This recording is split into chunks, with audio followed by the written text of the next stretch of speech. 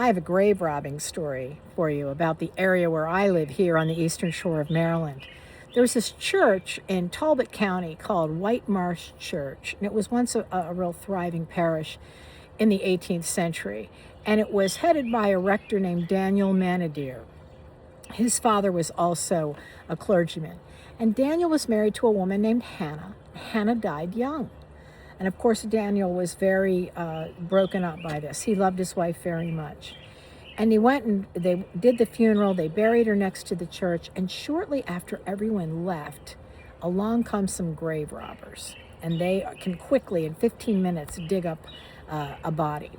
And so they exhumed Hannah's body, opened the coffin, and one grave robber says to the other one, "Hey, she's got a really nice ring on." And the other grave robber says, "Well, get it off, take it." And so the first grave robber tries to take it, and he can't get it off because her hand's swollen. So he says, "Look, just get your knife and cut the finger off. She's dead. We'll take the ring." So the guy goes to cut her finger off, and when he pierces the skin with the knife, Hannah comes alive and screams. Well, the two grave robbers were freaked out because they thought that was her ghost coming to get them for doing such a terrible thing. But as it turns out, Hannah was only in a coma. She'd only been buried for a little while, and she was able to wrap her shroud, her burial shroud, around her, climb out of the grave, and make her way back home to Daniel, where she fell against the door. And Daniel opened it, saw his wife, was so amazed that she was alive. He nursed her back to health, and Hannah ended up living a long time and even bearing more children. In fact, at Whitemarsh Cemetery today, there's a plaque where marking their graves, Daniel and Hannah Manadier. I think he died in 1745. So here's what's interesting about that story. I was in Belfast one year, and I love to go on ghost tours, so I went on the Belfast ghost tour. And we're in front of this big church in Belfast, and it's at St. Anne's Church. It has a giant Celtic cross on the front of it. And when the ghost tour stopped there, they talked about a rector and his wife. And the rector's wife died young, and she was buried. And within a few minutes after they departed, grave robbers came, opened up her grave, found that she had a ring on. One says to the other, "Cut the ring off," because her finger was swollen. He slices through the skin. She comes alive. They're terrified. And they even said as she wrapped her burial shroud around her and made her way back to her husband, who was relieved to see her, and she even went on to have more children. That's Belfast and Talbot County, Maryland. Same story. If I even called this guy, I went home and called the owner of that ghost tour company, because this story is very, very commonly told here. It's in our folklore books. It's in our folklore collection. And I said, "Where did you get that story? Because we have the same story." He says, "Oh, no. Our story is true. I can cite exactly where it came from. That rector really was here." And I said, "It can't be, because we have the same story." So that was kind of a mystery. But then I was in Savannah. I went on a ghost tour there. And there are many ghost tours in Savannah. But on this particular ghost tour, when we got to this graveyard, same story, including the shroud, and they made her way home and had more children. So it's obviously not true, okay? It's like the Hitchhiker and Crybaby Bridge. It's everybody's story. So if you're ever on a ghost tour and they start to tell you that, you might be able to have a little fun with them afterwards.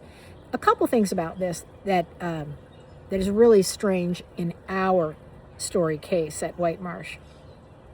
At Whitemarsh Cemetery, it's an active cemetery today. The church ruin is there, and Daniel and Hannah's plaques are there. Daniel and Hannah did live, and he was the rector there, and that is all true.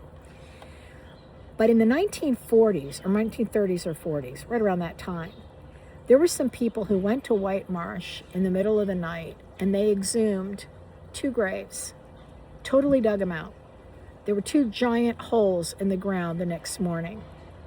But the graves were not marked. They were in an area that did not have markers. And so they were trying to figure out, because it's not an active parish anymore and there are no parish records officially. I read this in the History of Talbot County, which is a 2-volume set, about this instance of a grave robbing in the 1930s. And it turns out that the very famous historian, Colonel Oswald Tillman, who, by the way, haunts the Talbot County Courthouse, and he's related to a lot of ghosts, he wrote that when he went through the records he could find, he was relatively certain that those two graves were the graves of Daniel and Hannah Manadier. That's where they were actually buried. And there was nothing left in these graves, not a piece of fabric, hair, casket, nothing. Now, of course, it would have been, mid-18th century when they died.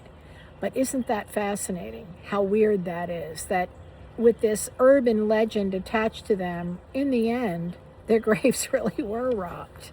They just filled them in, and that was the end of that. Those remains were gone.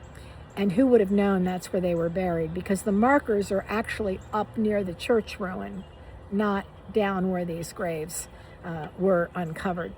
And lastly, just want to say a little bit about graveyard lore.